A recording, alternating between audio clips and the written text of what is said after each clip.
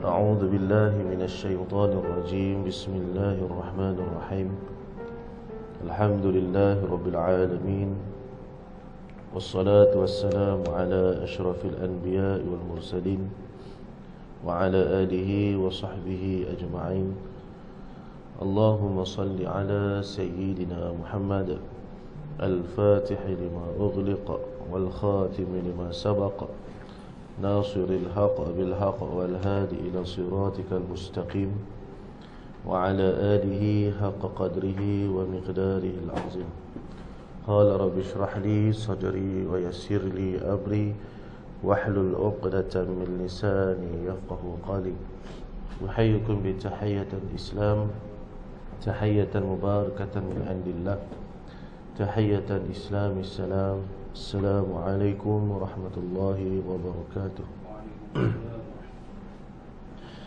Alhamdulillah, yang pertamanya marilah sama-sama kita merafakkan setinggi-tinggi rasa syukur kita ke hadrah Allah Subhanahu wa taala, kerana dengan limpahan rahmat, inayah serta kasih daripada Allah, pada pagi ini Allah Subhanahu wa taala kurniakan kepada kita kesempatan untuk bersama-sama kita mengambil kebaikan daripada majlis ilmu, yang mana mudah-mudahan ianya menjadi asbab diri kita dilimpahkan taufik dan hidayah daripada Allah Subhanahu wa taala, dan seterusnya menjadi asbab diri kita ini dikurniakan rahmat daripada Allah dan diizinkan oleh Allah Subhanahu wa taala untuk kita merasakan kemanisan dalam beribadah, dan diizinkan untuk kita mendapatkan husnul khatimah insya-Allah.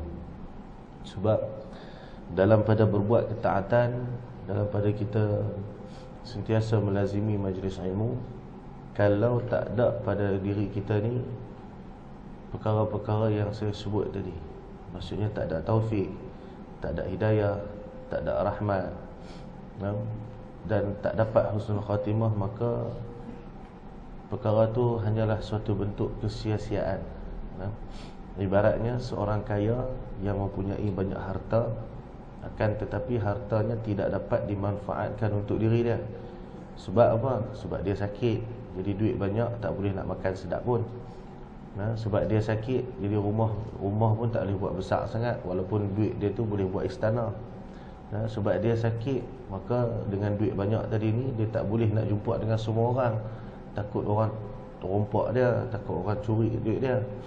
Jadi macam itulah keadaannya bagi orang yang Allah limpahkan padanya ilmu, akan tetapi dengan ilmu tersebut dia tak dapat apa-apa kebaikan di sisi Allah. Maka itu yang kita risau.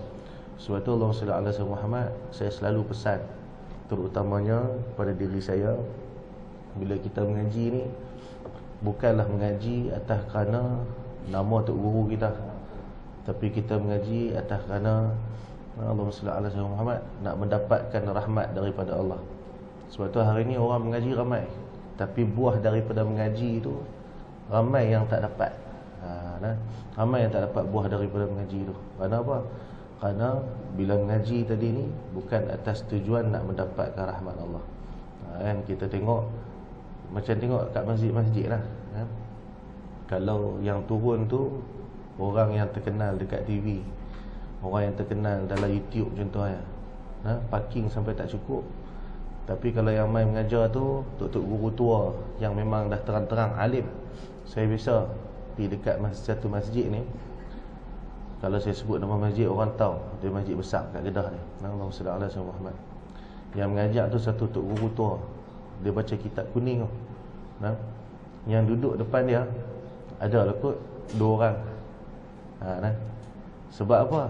Sebab yang mengajar tu orang alim tapi tak famous. Kalau dia famous, ramai ramai. Jadi bila tengok macam tu, itulah sebenarnya orang yang betul-betul ikhlas dalam mengaji. Sebab tu guru saya selalu pesan, dia kata, Rusdan bila mengajar, dia kata, jangan tengok berapa ramai orang yang main, tapi kalau yang main tu seorang pun mengajar, pasal apa? Itulah orang yang paling ikhlas mengaji. Hari ni nak dapat orang paling ikhlas. Sebab bila dia boleh main seorang, maksudnya dia betul-betul nak mengaji. Tapi kalau kata nak main, dia kena tunggu kawan, kan? Kawan tak boleh main hari ni ustaz, saya pun tak boleh main.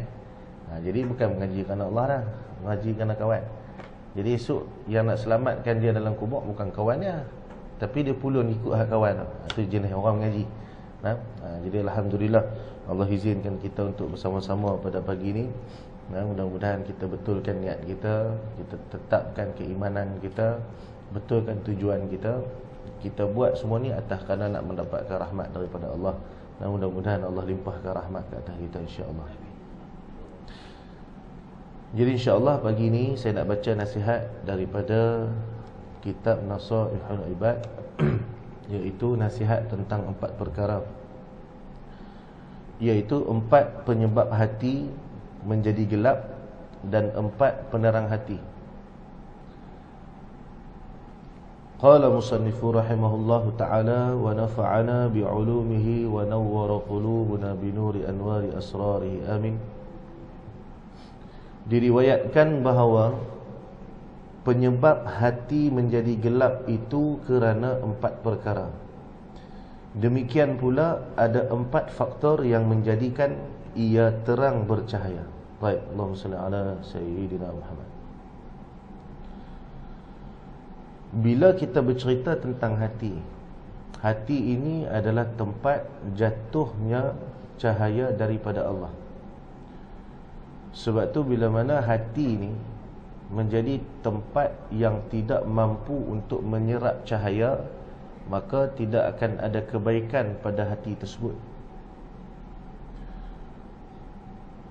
Sebab itulah Nabi SAW menyebutkan, dalam badan anak Adam ini terdapat segumpal daging, yang mana kalau baik, maka baiklah ia, baiklah tubuh keseluruhannya. Faiza fasadat, dan kalau sekiranya rosak, maka rosaklah seluruh tubuh badan dan amalnya. Sebab yang mengawal diri kita ni adalah hati. Sebab tu nak tengok bagaimana hati ni punya berkuasa, lihatlah pada ketika kita sedang marah ataupun sedang gembira. Sebab tu 2 tempat ni Nabi larang kita buat satu-satu benda. Masa tengah marah, jangan kita buat janji. Dan masa kita tengah seronok pun jangan kita buat janji. Ni Nabi larang. Nabi kata masa tengah seronok sangat, contoh baru dapat bonus 100,000, seronok tak? Duk biasa dapat 1,500, 2,000 sebulan, dapat 100,000, seronok lah. Habis dia berjanji dengan semua orang, ni aku dapat duit ni, boleh lah nanti aku bawa pergi sekian. Sedap tak sedap, dia berjanji tu lebih daripada kemampuan dia lah. Tu hati dah tu. Maksudnya dia cakap tu dah tak ikut akal dah. Masa tengah marah pun sama. Masa tengah marah, sebab tu Nabi ajak, kalau tengah marah, diam. Diam. Tapi nak tahan diri diam tu, yang tu yang susah nak buat, nak diam. Allahumma salli ala sayyidina Muhammad. Jadi pendek kata, semua tu bergantung pada seberapa bersihnya hati, pada seberapa eloknya hati kita. Jadi sebab tu kita nak bincangkan tentang apa yang menyebabkan hati ni jadi gelap, dan apakah yang boleh kita buat untuk menjadikan hati kita ni terang kembali. Sebab bila dia cahaya, maka barulah boleh dia menerima cahaya. Kalau kata dia gelap, maka dia takkan boleh menerima cahaya. Tempat gelap ni sebab tak ada cahaya. Itu bahasa mudah dia. Bila tempat tu cerah, sebab ada cahaya. Allahumma salli ala sayyidina Muhammad. Arba'atun min zulmatil qalb. 4 perkara yang menjadikan hati itu gelap. Yang pertamanya, batnun syab'anu min ghairi mubalah, iaitu Allahumma salli ala sayyidina Muhammad, perut kenyang, batnun sya'ban, min ghairi mubalah, iaitu perut yang kenyang melebihi daripada had yang sepatutnya. Maksudnya makan terlalu banyak. Baik. Bila makan terlalu banyak, sebenarnya itu antara punca hati ni dia jadi gelap. Gelap sebab apa? Sebab bila kita makan banyak, sebenarnya kita sedang menyukakan siapa? Nafsu. Nah, pada ketika kita makan banyak, banyak makan ni sebab nafsu. Jadi apa yang menyukakan nafsu akan menggelapkan hati. Dan apa yang tidak menyukakan nafsu, maka itulah yang akan menerangkan hati. Allahumma salli ala sayyidina Muhammad. Baik. Jadi pada ketika kita makan, perut kita ni terlalu kenyang, melebihi had dia. Maka sebab tu dia akan jadi penyumbang kepada malas dalam beribadah. Dia jadi nak duduk saja. Hatta sekecil-kecil ibadah yang mudah pun dia tak mampu buat. Apa dia? Yang Nabi sebut kalimatani saqilatani fil mizan. Nah, dua kalimah yang kalau kita sebut berat timbangannya di timbangan di mizan. Nah, iaitu subhanallah wa bihamdi subhanallahil azim. Nah, dua kalimah tu pun kita tak mampu nak ucap. Nah, khafifatan fil lisan, nah thaqilatan fil mizan Nabi sebut. Nah, jadi dalam perut kenyang ni Allahumma salli ala Muhammad kira nak lena. Tidak kan? Habis-habis makan kenyang sangat, ya lena. Jadi panduan ulama bagi macam mana nak tahu yang kita makan ni Allahumma salli ala Muhammad tak lebih daripada had. Nah, maka ulama mengatakan ukuran kekenyangan itu, nah, ukuran kekenyangan perut menurut had syariat ialah 1/3 selera makan. Nah, Allahumma salli ala Muhammad. 1/3 daripada selera makan. Maksudnya bila setiap kali kita makan, kita berasa nak tambah. Masa bila kita nak tambah ni, waktu kita makan tengah sedap sangat tu. Tidak. Masa tu berhenti. Makan sebelum kenyang. Tu maksud makan sebelum kenyang, berhenti sebelum kenyang. Berhenti sebelum kenyang ni, ramai orang dia aksiden tau, dia terlajak. Kan? Pasal apa? Sedap. Allah sedap dia kata, telan. Allah. Sekali terlajak tengok-tengok kenyang . Jadi macam mana cara nak pastikan dia tak terlebih had tadi ni? Iaitu 1/3 daripada selera makan. Maksudnya Allahumma salli ala Muhammad, kalaulah masa tu kita berasa nak ambil 10 mata, bahagi 3 10 tu. Kan kita pergi dah makan kan macam tu.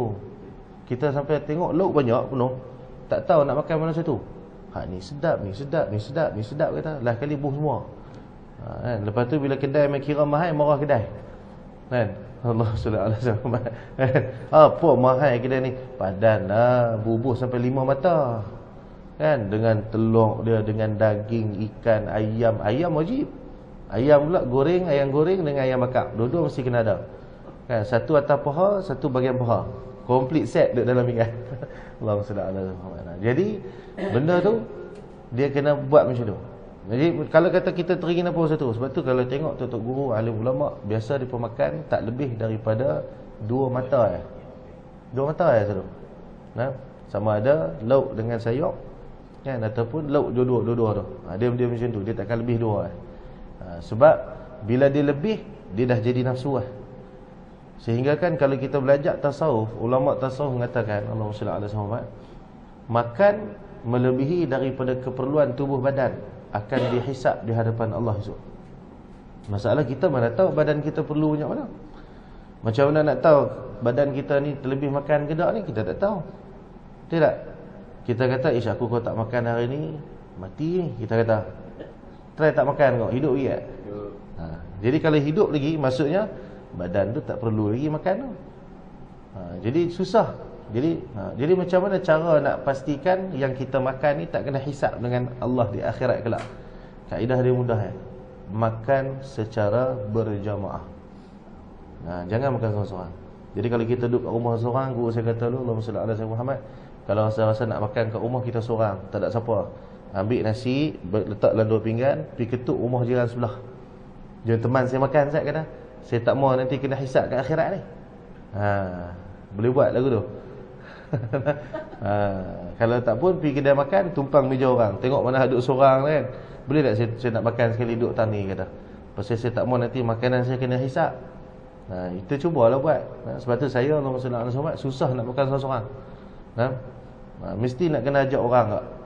Sampai orang kata saya kalau tak ada orang saya tak boleh hidup. Bukan tak boleh hidup, pasal kita ni banyak benda kita nak jaga. Kita bukan baik sangat kan. Semayang kita pun tak tahu mana, puasa kita pun tak tahu mana, zikir kita pun tak tahu mana. Jadi mana benda yang kita mampu untuk tahan, untuk jaga, kita buat lah. Kan. Jadi Allahumma salli ala Muhammad. Jadi tu kaedah dia. Jadi tak mau makanan kena hisap, ulama sebut mesti makan secara berjamaah. Makan ramai-ramai. Sebab tu anak-anak kita pun kena ajak makan sekali ramai-ramai. Budak-budak lah dia suka makan seorang. Budak-budak lah dia suka makan seorang. Dia tak macam kita dulu-dulu kan. Allahumma salli ala Muhammad. Kalau nak makan dia kan semua kumpul. Lepas tu tak boleh makan dulu tu. Tunggu dulu. Tunggu ayah kata on. Waktu bila ayah kata on ni, baca doa dulu. Kan? Selalu ayah dah paling lambat duduk. Anak-anak bukan duduk tunggu penuh ni. Kan? Ayah ni lambat sungguh lah. Tapi tak berani kata apa. Dulu kan. Budak-budak lah ke. Ayah mana? Dia marah pak dia pula. Kan? Sambil apa? Di backup oleh mak dia. Kan? Pak hang ni lambat lah. Contoh. Kan? Ya Allah salli ala Muhammad. Jadi benda tu dia kena jaga. Jadi makan biar secara berjemaah. Jadi kalau dah berjemaah tak ada masalah. Makanlah satu lori sekalipun kata guru saya, tak kena hisap lah. Sebab dia makan ramai-ramai. Lepas tu bila kita makan ramai ni dia cepat kenyang. Jadi kaedah berhenti sebelum kenyang tadi ni, Allahumma salli ala Muhammad, masa tengah sedap makan tu, masa tu berhenti. Kan? Kena pula hari tu kena kambing golek ke, no? Allah. Orang Kedah kata karan kan? Dia kena sekali ke. Jadi nak berhenti masa tengah kenyang tu bukan senang. Jadi Allahumma salli ala Muhammad. Baik. Itu yang pertama. Yang kedua, wa suhbatuz zalimin.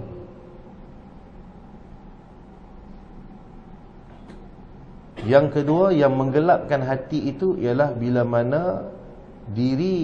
mana orang itu bersahabat dengan orang yang zalim. Berkawan dengan orang yang zalim. Maksud bersahabat ni, Allahumma salli ala Muhammad, suhbah ni, bersahabat ni maksudnya sehidup semati. Dia bukan kenal.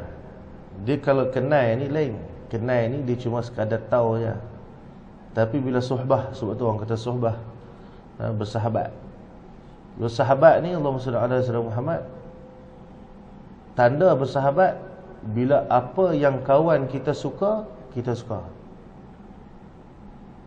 Apa yang kawan kita tak suka, kita tak suka. Itu maksud suhbah. Bersahabat tu macam tu. Kawan kita ni asalnya Allahumma salli ala Muhammad tak suka pergi ke satu tempat ni. Contoh, kita dulu memang jenis tak makan kat kedai-kedai warung ni kita. Tapi bila kita kenal dengan seseorang ni, kita kawan rapat kan dia. Dan kawan rapat kita baik, sahabat kita ni suka makan kat warung. Jadi disebabkan dia suka makan warung, kita pun suka makan warung. Faham? Ni bahaya dia. Orang kata ustaz kawannya kan. Memang kawannya. Pasal tu orang beriman ni dia cukup memilih kawan. Dan kebiasaannya orang beriman ni dia tak ada kawan. Dia tak ada kawan. Yang ada hanyalah kenalan. Dia susah nak bersahabat. Bukan maksud dia tak suka bersahabat tak. Tapi nak cari sahabat yang boleh memastikan dia betul dengan Allah ni susah. Lepas tu kalau tengok Datuk Guru kan, dia susah nak mengaku orang sahabat dia. Dia cuma akan kata Allahumma salli ala Muhammad, ni saya kenal. Kami kenal lah, kenal kata. Dia takkan sebut inilah sahabat saya ni. Dia tak. Payah kita nak dengar. Jadi sebab tu Allahumma salli ala Muhammad, salah satu cara lagi kita nak mendapatkan suhbah dengan guru ni, kita jadilah murid kepada guru. Bila guru tu mengaku kita ni murid, itulah tanda suhbah. Jadi macam mana Allahumma salli ala Muhammad, murid tadi ni nak menjadi murid guru ni, Bila apa yang guru tak suka, dia tak suka. Macam Allahumma salli ala Muhammad, macam saya ngajak contoh. Macam mana pun mesti ada juga hak tok guru kita tu melekat kat kita. Bila guru tu iktiraf. Contoh, Allahumma salli ala Muhammad, saya dulu pakai butang bukan suka tutup atas ni. Masa zaman kecil-kecil tu saya tak suka. Tapi bila saya kena marah dengan guru saya, dia suruh pakai. Jadi dia jadi biasa. Time mengajak dia mesti nak pakai sampai habis. Dia tak boleh nak buka. Bila buka kita rasa tak selesa. Tu kaedah dia. Jadi tu maksud, tu cara nak bersuhbah dengan orang alim. Jadi suhbah ni tak semestinya bersahabat semata-mata. Dia nak murid pun dia juga. Allahumma salli ala Muhammad. Baik. Cuma bila mana kita bersahabat dengan orang yang zalim, maka dia akan menggelapkan hati kita. Sebab perkara-perkara yang ada pada orang zalim ni, dia punya bahaya dia ni, dia macam racun. Racun. Racun ni dia macam mana? Allahumma salli ala Muhammad. Racun kalau kita lempak dalam kolam, kita nak bunuh seekor ikan dia tak? Seekor ikan tu kita nak bunuh, dia kata racun ni memang elok untuk ikan tu. Ikan lain tak ada efek dia dah. Dia takkan mati. Tapi bila kita masuk je racun tu dalam kolam ikan tadi ni, ikan lain memang tak mati, tapi dia pening kan? Faham tak? Dia mesti pening kan? Jadi itulah perumpamaannya bagi orang yang bersahabat dengan orang yang zalim. Dia mungkin dia tak buat zalim ke orang, tapi kesan daripada kezaliman sahabat dia tadi ni menjadikan hatinya ni makin lama makin gelap, dan akhirnya akan mengheret kawan ni tadi ni jadi sama macam kawan dia. Ini bahaya. Allahumma salli ala Muhammad. Baik. Jadi itu yang kedua. Yang ketiga, wa nisyanuz dzunubi al-madiyah. Allahumma salli ala sayyidina Muhammad.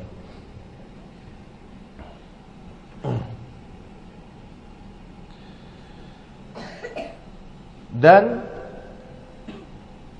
melupakan akan dosa-dosa yang lalu. Nisyanuz dzunubil madiyah. Dan bila mana dia ni selalu melupakan dosa-dosa yang lalu, dia rasa dia tak ada dosa. Orang yang tak merasakan dirinya berdosa, maka dia sedang menggelapkan hatinya. Baik. Sebab itu Sayyidina Umar ibn Al-Khattab, ketika mana dia telah pun menjadi khalifah, seringkali para sahabat yang lain melihat Sayyidina Umar ini menangis. Bila ditanya, "Ya Umar, kenapa engkau menangis?" Maka Umar kata, "Aku teringat akan dosa-dosa semasa aku jahiliah dulu." Sebab bila beza sahabat Nabi dengan kita ni, walaupun mereka ni tak maksum macam Nabi, tapi mereka ni bukan orang yang berbuat dosa dengan sengaja. Berbeza dengan kita. Kita mengaku kita beriman, kita mengaku yang kita ni orang yang saleh, kita mengaku yang kita ni orang yang baik. Allahumma salli ala Muhammad. Tapi dalam keadaan bukan tak sedar, dalam keadaan memang kita sedar itu dosa, kita masih lagi terus berbuat dosa dengan sengaja. Sebab apa? Sebab kita bukanlah orang yang benar-benar mengimani akan segala hal-hal yang gaib. Rukun iman atas diri kita ni masih lagi banyak yang tak sempurna. Berbeza dengan para sahabat radhiyallahu taala anhum. Mereka bila disebutkan tentang azab neraka, menggeletar seluruh tubuh badan. Sayyidina Umar pada setiap kali nak mengambil wuduk untuk menunaikan sembahyang, menggigil keseluruhan tubuh badan Sayyidina Umar yang gagah tu, pucat lesi muka dia. Pasal apa? Bila ditanya, "Kenapa ya Umar, kau takut ke?" "Aku takut nak menghadap Tuhan aku." Kita nak sembahyang boleh duduk gelak je. Sambil nak sembahyang boleh duduk melawak pijak kaki kawan sebelah ni.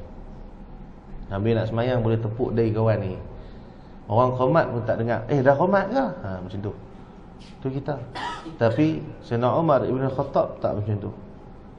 Jadi sebab itulah kenapa hati kita hari ini keras, gelap dalam pada, sehingga kan susah nak menerima nasihat yang merupakan cahaya. Allahumma salli ala Muhammad. Sebab kita selalu duk rasa kita tak ada dosa. Kita sibuk hari ni, kita sibuk menilik dosa orang. Tahu tak dosa orang? Kita fikir salah orang dengan kita.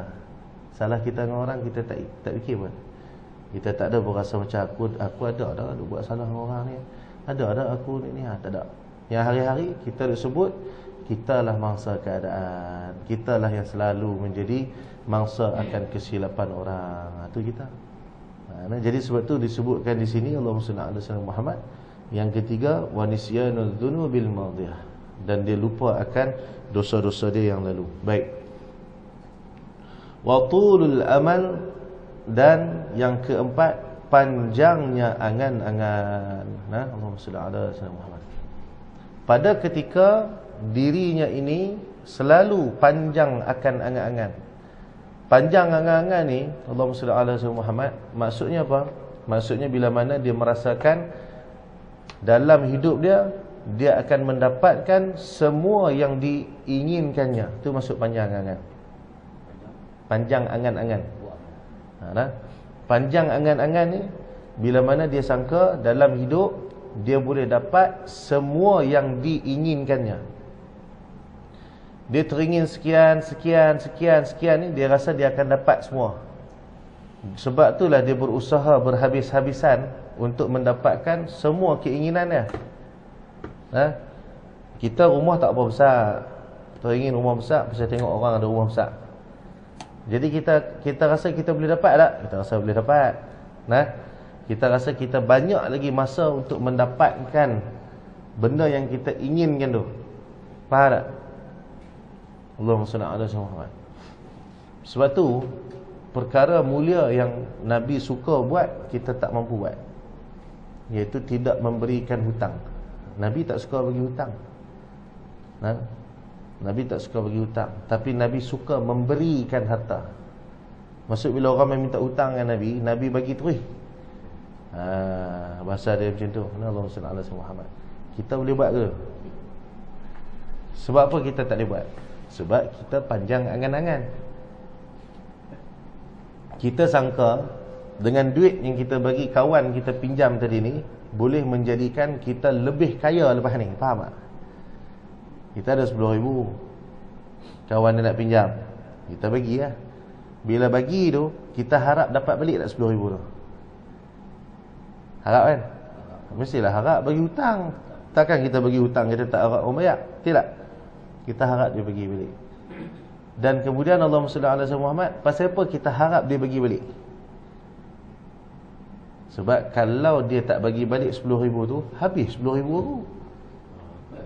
Faham tak? Sebab apa kita susah habis 10,000 tu? Sebab kalau tak ada 10,000 tu, miskin lah aku. Panjang angan tak?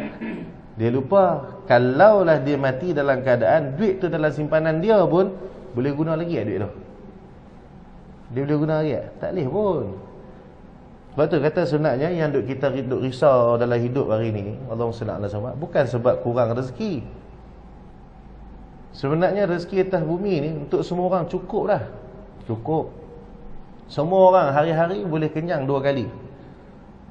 Hari ni orang miskin hari ni bukan macam dulu. Dulu punya miskin, kalau tak boleh makan, memang tak boleh makan sungguh. Hari ni punya miskin masih boleh makan, cuma dia tak ada duit lebih. Allahumma salli ala Muhammad. Hari ni punya susah. Jadi hari ni orang nak susah. Dia susah dia pun, dia masih lagi ada kereta boleh berjalan, handphone, internet, semua ada. Ada orang miskin hari ni yang kita jumpa, handphone pun tak ada. Payah. Orang gila pada handphone, siap boleh beli top up lah tu. Jadi nak kata kita miskin, kita bukan miskin. Kita cuma tak bersyukur dengan apa yang kita ada. Betul, hari-hari kita duk merungut, rezeki aku sempit, walhal makan kenyang, tempat tidur pun selesa. Kita rasa kita susah pun, aircon rasa susah kita pun, Allahumma salli ala sayyidina Muhammad, kita ada tempat rehat yang selesa. Faham tak? Jadi sebab apa jadi macam tu? Sebab hari ni penyakit ini memang Nabi dah sebut dulu dah. akhir zaman umat aku ni akan ditimpa dengan satu penyakit, nama dia penyakit wahan. Penyakit wahan ni adalah penyakit cinta akan dunia dan takut akan kematian. Itu wahan. Allahumma salli ala sayyidina Muhammad. Hari ni penyakit tu memang dah ada dekat kita dah. Bila kita hari ni sangat mencintai akan kehidupan dunia. Sebab tu kita nak dalam hidup kita ni serba-serbi mudah. Sebab tu bila kita berniaga tak laku, kita terus menyalahkan Allah tak mau bagi rezeki. Walhal kalau dia nampak kebaikan, berniaga tak laku, maksudnya apa? Mungkin Allah nak suruh aku sedekah kot. Tak payah jual, bagi korang. Sebab apa? Kalau aku berniaga dengan orang tak laku, aku berniaga dengan Allah pasti laku. Tak apa, aku nak jual ke orang, orang tak mau jual, orang tak mau beli. Maksudnya apa ni? Tuhan nak suruh aku bagi ke orang. Sebab apa? Yang nak bayar balik kat aku ni dia. Jadi kita tak takut nak bagi ke orang. Faham tak? Yakin. Allah SWT. Sebab tu saya lah ni saya tak boleh berniaga. Dulu saya berniaga laku barang. Saya lah berniaga tak laku. Barang apa pun tak laku saya jual. Tapi bila kata nak bagi free ke, beratuk orang nak. Sungguh? Sungguh. Tengok contoh Allahumma salli ala Muhammad. Minyak wangi yang saya duk buat dulu kan, Bendu perfume kan. Dulu saya jual laku. Saya jual dulu taklah banyak, tapi pernah lah hit satu hari 500 botol. Allahumma salli ala Muhammad. Lepas tu akhir-akhir tu lama tu jual tak laku. Tapi bila bagi free dia pun mau. Kan? Tak apalah. Akhirnya nak jadi cerita, minyak wangi tu saya pergi dekat guru saya, dekat Syekh. Kan, Syekh tanya nak pasal perfume. Saya kata saya boleh buat dah. Kan. Dia kata tak macam ni lah Ustaz. Ana ada perfume ana sendiri ni, kan. Ana dah tak jual dah, tak ada nak jual dah. Malas nak jual kata kat Syekh. Kalau Ustaz nak, ana bagi Ustaz. Bagi Syekh bau, Syekh kata sedap ni dah. Kan, Allah SWT bagi Syekh jual. First tu saya bagi 500 botol dulu kat Syekh. Duk agak-agak 500 botol ni tahan aku 2 minggu. Kan? Baru hantar pagi, Syekh rasmi pergi tu. Terus Ustaz Syamil call saya. Ustaz, minta tambah lagi 1000 botol dia dah.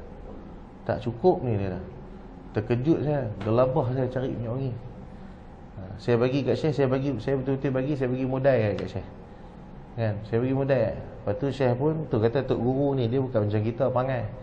Bila kita abad ni modal saya sekian ni, kita bayar banyak tu dah. Syekh dah. Syekh kata tak apa, sebotol Ustaz bagi kat kita RM3. Syekh dah. Kita ambil RM3 kita. Tu orang alim. Dia bukan macam perangai kita. Penting diri. Kan? Hang beli sebab tu sahabat-sahabat dulu berniaga barang bukan macam kita. Kita hari ni kita berniaga kita tak habaq modal kita. Pasal kita takut orang kepok kita. Sahabat dulu depa berniaga tak pernah letak harga jualan. Depa bagi tahu, tadi aku beli benda ni dengan harga sekian. Hang nak beli berapa kat aku? Jadi kawan dia pun letaklah harga, ada untung kat dia. Aku beli tadi 50 dirham je dah. Allahumma salli ala Muhammad. Okey, aku bayarkan 100 dirham. Dia setuju. Okey, jual. Tu ijab dan qabul. Tu orang sahabat dulu berniaga aku tu. Pasal depa ni bukan orang yang panjang angan-angan macam kita. Kita ni angan-angan panjang nak kaya. Kalau boleh kita kaya tak apa, kawan kita tak boleh. Tu penyakit kita. Tapi kalau beli dengan Cina, tak apa, berniaga mah. Pandai pula. Kalau dengan kita sama-sama Islam ni, ni buatlah jariah kat kawan-kawan sama. Takkan hang seorang je nak untung. Bagilah murah sikit kat aku. Allah SWT. Tu panggil kita.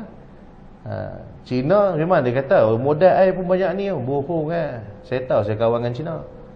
Dia memang dia tunjuk, oh ni modal dia sekian-sekian. Tahap tu dia dah pakat dengan supplier dah. Dia ada pula komisen belakang. Berapa persen. Hak tu yang kita tak tahu. Kita Melayu ni lurui. Mau tak lurui? Kan? Bukan lurui. Pembaris. Kan? Ada jenis dah. Allahumma salli ala Muhammad. Jadi bila panjang angan-angan ni, inilah yang menjadikan hati kita ni makin gelap, makin keras. Dia makin gelap. Pasal kita duk harap pada perkara yang tak perlu pun untuk kita dapatkan sunat. Nah, kita harap pada perkara yang tak perlu kita dapat. Nah, Allahumma salli ala sayyidina Muhammad. Baik. Itu 4 perkara yang menggelapkan hati. Wa arba'atun min nuril qalbi, dan 4 perkara yang menerangkan hati. Nah, akan menjadikan hati kita ini bercahaya. Yang pertama, Allahumma salli ala sayyidina Muhammad, batnun ja'i'un min hadar, iaitu Allahumma salli ala sayyidina Muhammad, perut yang sentiasa merasakan lapar atas kerana berhati-hati. Nah, Allahumma salli ala sayyidina Muhammad. Nah, Allahumma salli ala sayyidina Muhammad. Perut yang lapar kerana berhati-hati. Nah, dia lapar bukan kerana dia tak ada makan, tapi kerana dia berhati-hati, takut terlebih makan. Satu perangai daripada guru saya, Allahumma salli ala sayyidina Muhammad, dia susah nak makan makanan yang dimasak dekat kedai, melainkan dia kenal tukang masak. Ni guru saya punya perangai, Allahumma salli ala sayyidina Muhammad. Dia, sebab tu kalau contoh saya jamu dia makan kan, Allahumma salli ala sayyidina Muhammad, jangan tanya, ni ente masak sendiri ke ente beli? Soalan tu wajib. Ente beli ke ente masak? Allahumma salli ala sayyidina Muhammad. Kalau saya sebut, ni masak sendiri Ustaz, Syekh akan makan terus. Dia akan makan terus. Tapi kalau kata beli, ente beli kat mana? Dia tanya dulu, beli kat mana? Dia beli kat mana? Saya khabar lah, beli kat tempat sekian-sekian. Tengok orang jual pun alhamdulillah nampak elok dah. Baru makan. Tapi kalau kata ni siapa masak? Ni orang sekian-sekian masak. Dia tengok makan dah. Tak apa Ustaz tak lapar kan ni. Dia macam tu. Allahumma salli ala Muhammad. Dia jadi susah nak makan. Berhati-hati, dia berhati-hati. Berhati-hati ni semua benda, yang syubhahnya, yang haramnya. Kadang yang halal pun boleh jadi haram. Bila makan lebih, haram lah. Jadi bila nak makan, Allahumma salli ala sayyidina Muhammad, benda ni kita kena berhati-hati. Jangan terlalu makan ni ikut suka. Jadi biar kita lapar dah bah. Pasal bila jadi lapar atas kerana berhati-hati terhadap makanan kita, maka dia menjadi penyebab kepada terangnya hati. Allahumma salli ala sayyidina Muhammad. Baik. Yang kedua, wasuhbatus salihin, iaitu bersahabat dengan orang yang saleh. Baik, Allahumma salli ala sayyidina Muhammad. Yang ni saya tak payah cerita panjang. Kita sendiri senang nak faham yang ni. Kalau kita duduk dengan orang yang saleh, secara automatik kesolehan orang tu tempiah mai kat kita. Okey, kita kenal seorang tok guru ni, dia selalu pakai jubah, pakai serban, ataupun dia selalu pakai jubah, pakai kopiah. Allahumma salli ala sayyidina Muhammad. Kita ni pula jenis pakai seluar pendek. Seluar pendek, rantai bangga apa semua. Bila nak keluar duduk makan sekali dengan ustaz tok guru kita pakai jubah ni, sanggup lah nak pakai seluar pendek dengan bangga? Automatik kita akan buat apa? Pergi cari tidak? Pergi cari seluar panjang sikit. Ustaz ni ajak makan sekali ni dah, aku pakai lagu ni dah. Dia akan pergi cari tu. Automatik dia akan cari tu tempiah soleh tadi tu. Mau tak mau, orang soleh ni suka tadi ni, kita akan sukakan pada perkara tu. Kita akan paksa diri kita suka, walaupun asal kita tak mau pun. Mau tak mau, kita akan pakai juga macam mana dia suka.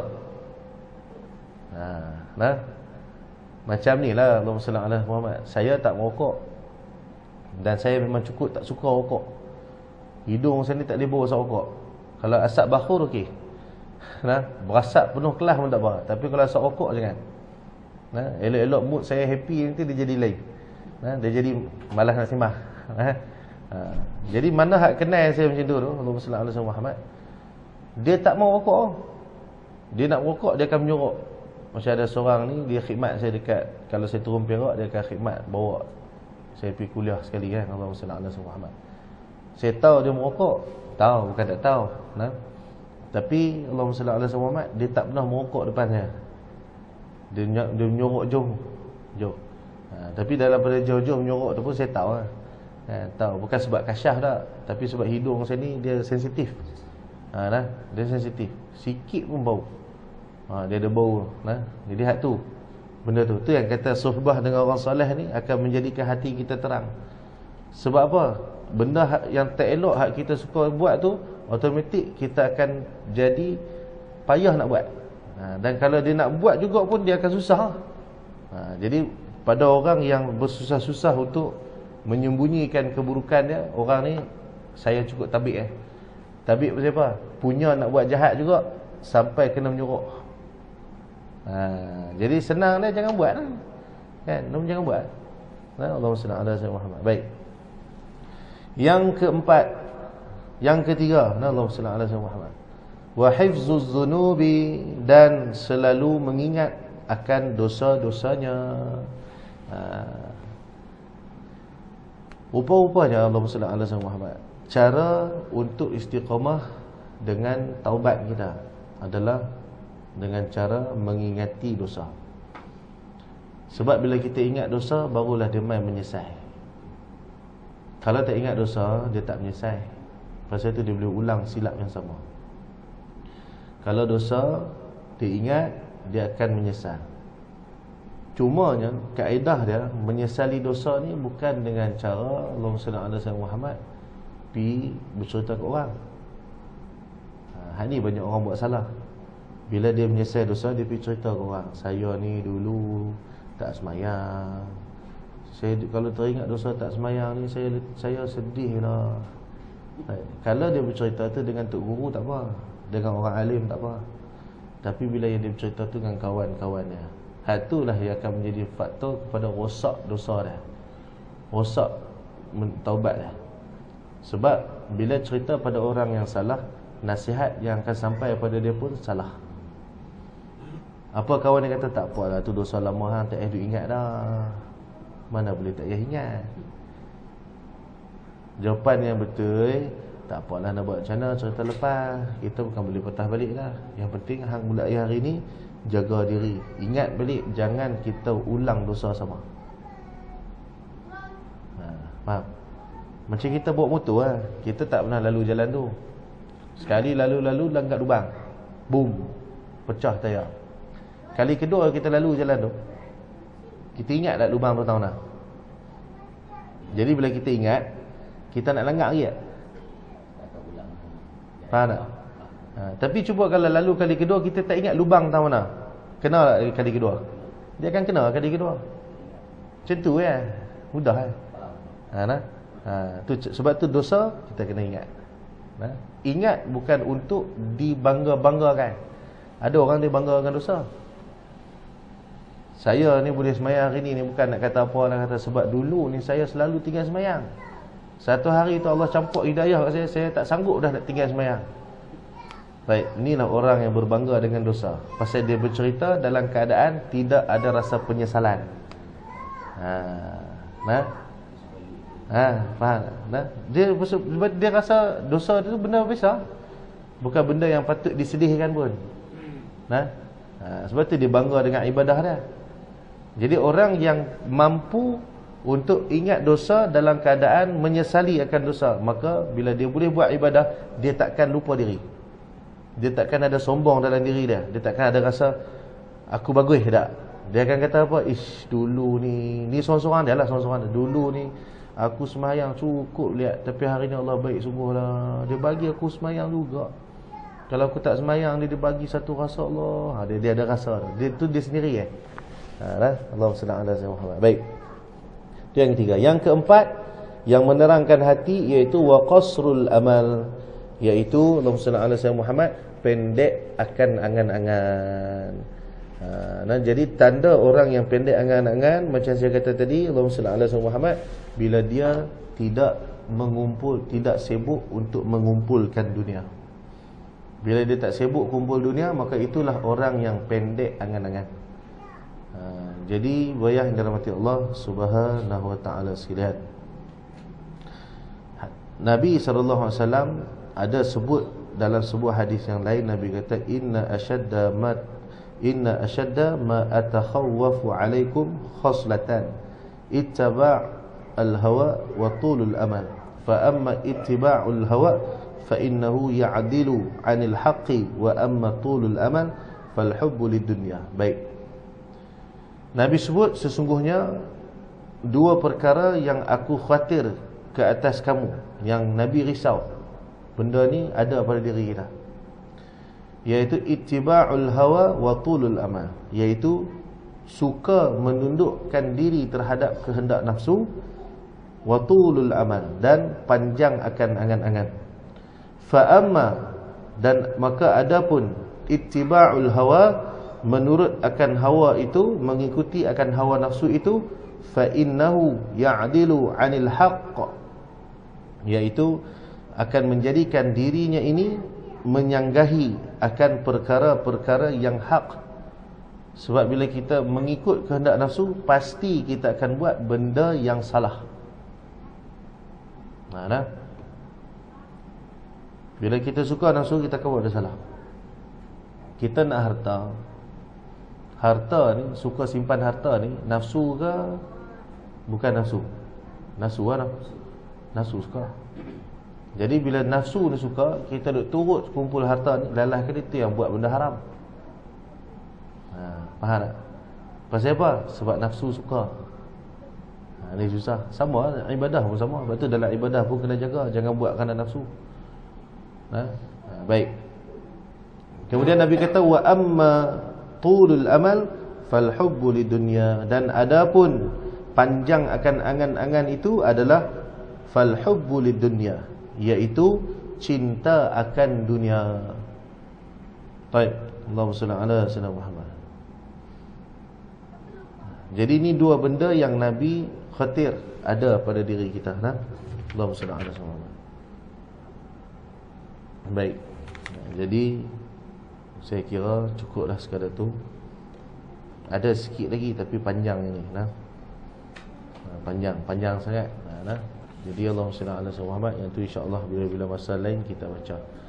Jadi kesimpulan yang dapat kita ambil, Allahumma salli ala sayyidina Muhammad, kalau kita ni betul-betul nak menjadi hamba yang selamat dalam jagaan Allah, maka kita kena jaga tempat suluh hidayah dalam hati kita. Tempat suluh cahaya dalam hati ni kita kena jaga. Sebab kalau kita tak jaga, maka kita takkan dapat kebaikan daripada sisi Allah.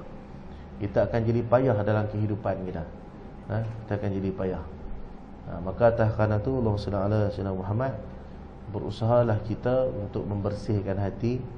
Jadi 4 perkara tadi ni janganlah kita biar ada dalam diri kita. Jadi pada setiap kali kita nak meninggalkan dunia, kita rasa kita nak kumpulkan dunia, maka kita tinggalkan dunia tu. Mudah je. Kita ada duit 100, kita berasa nak simpan 100. Jangan simpan 100, ambil setengah. Setengah simpan, setengah kita buat kebaikan, buat kebajikan. Dan kaedah ada gitu Jangan, bukan maksud tak boleh simpan duit. Kita dapat 100, kita pergi simpan 100, itu salah. Dia akan menjadikan kita cinta dunia. Sedangkan berikhtiar pun syarat wajib hamba. Tidak. Kita bukan tok wali, kan? Kita bukan duduk pada maqam tajrid. Maqam tajrid ni maksudnya rezeki mai dalam keadaan tak cari.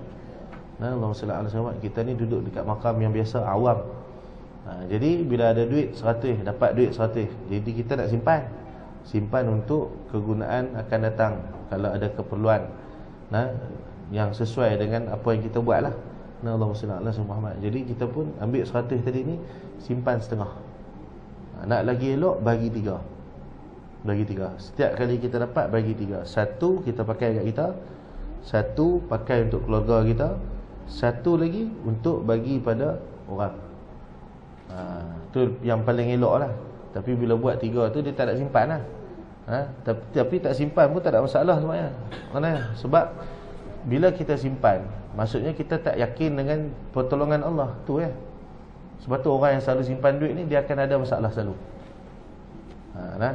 Pasal tak kadang kita simpan duit, waktu tu lah tayar kereta rosak. Masa tengah simpan duit tu lah cermin kereta pecah. Tak? Kan? Tapi time kita tak simpan duit, kereta kita elok Time kita nak servis kereta ada betul tak? Kan? Tapi waktu kita simpan tu, waktu tu macam-macam. Macam hari tu berasa nak simpan duit, tiba-tiba ada je benda hak kita nak kena guna. Dia mesti jadi kan. Jadi senang kesimpulan dia, tak payah simpan duit. Ada pakai. Ada pakai. Jadi bahagi 3 macam saya sebut tadi lah. Allahumma salli ala Muhammad. Satu pakai kat kita, satu pakai untuk keluarga kita, satu lagi bagi balik kat Allah. Bagi balik kat dia. Bagi balik kat dia ni macam-macam cara lah. Buat kenduri untuk kawan-kawan kan, tolong fakir miskin, ataupun pergi bantu sekolah-sekolah tahfiz yang ada, bagi kat masjid-masjid surau ke, bagi dekat tok-tok guru yang mengajar ke kan. Jadi tu cara kaedah bagaimana kita nak menghilangkan rasa cinta kepada dunia. Baik. Jadi saya kira cukup sekadar tu. Mudah-mudahan Allah Ta'ala melimpahkan ke atas kita rahmat, Allah Ta'ala kurniakan ke atas kita kebaikan, Allah kurniakan ke atas kita keampunan, dan Allah kurniakan ke atas kita ini husnul khatimah insya-Allah. Dan mudah-mudahan Allah kurniakan ke atas kita ni zuriat keturunan yang saleh dan salihah insya-Allah. Sebab itulah yang akan menjadi penyelamat kita pun. Dan kita dah tak ada esok, sedekah kita tak banyak, betul tak? Jadi kita harap siapa anak-anak cucu kita lah doa kat kita kan? Jadi mudah-mudahan dengan segala kebaikan yang kita buat ni, keturunan kita, anak cucu cicit kita ni dapatlah tempiah kebaikan, dapat Allah bagi kat mereka ni izin untuk buat taat. Mudah-mudahan menjadi asbab kebaikan buat diri kita di sana kelak insya-Allah. Amin amin ya rabbal alamin. Jadi saya kira cukup sekadar tu. Yang baik datang pada Allah Subhanahu wa taala, yang buruk datang daripada diri kita sendiri, diri saya sendiri. Hakikatnya kedua-duanya datang pada Allah Subhanahu wa taala. Jadi kita tangguh dengan tasbih kifarah dan suratul asr. Subhanakallahumma wa bihamdika asyhadu an la ilaha illa anta astaghfiruka wa atubu ilaik. Wal asri innal insana lafi khusr illa alladhina amanu wa 'amilus solihat wa tawassaw bil haqqi wa tawassaw bis sabr. A'udzu billahi minasy syaithanir rajim. Bismillahirrahmanirrahim. Alhamdulillahi rabbil alamin.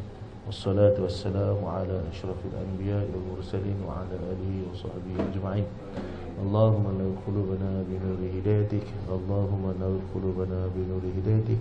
Allahumma nawwir qulubana bi nuri hidayatik kama nawwartal arda bi nuri syamsika abadan abada bi rahmatika ya arhamar rahimin. Sallallahu ala sayyidina Muhammad. Alhamdulillahi rabbil alamin. Taqabbalallahu minna wa minkum taqabbalan karim. Assalamualaikum warahmatullahi wabarakatuh.